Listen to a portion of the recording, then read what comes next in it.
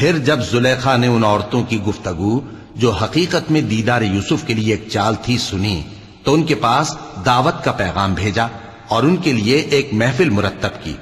اور پھل تراشنے کے لیے ہر ایک کو ایک ایک چھری دی اور یوسف سے کہا کہ ان کے سامنے آؤ۔ جب عورتوں نے ان کو دیکھا تو ان کا روب حسن ان پر ایسا چھا گیا کہ پھل تراشتے تراشتے اپنے ہاتھ کاٹ لیے اور بے ساختہ بول اٹھی کہ اللہ پاک ہے، یہ آدمی نہیں، یہ تو کوئی بزرگ فرشتہ ہے۔ زلیخا نے کہا تو یہ وہی ہے جس کے بارے میں تم مجھے تانے دیتی تھیں، اور بے شک میں نے اس کو اپنی طرف مائل کرنا چاہا مگر یہ بچا رہا،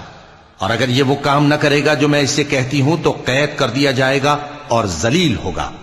یوسف نے دعا کی کہ پروردگار، جس کام کی طرف یہ مجھے بلاتی ہیں اس کی نسبت مجھے قید پسند ہے،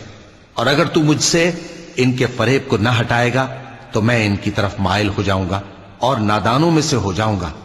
پس ان کے رب نے ان کی دعا قبول کر لی اور ان سے عورتوں کا داؤں ٹال دیا، بے شک وہی تو سننے والا ہے، جاننے والا ہے۔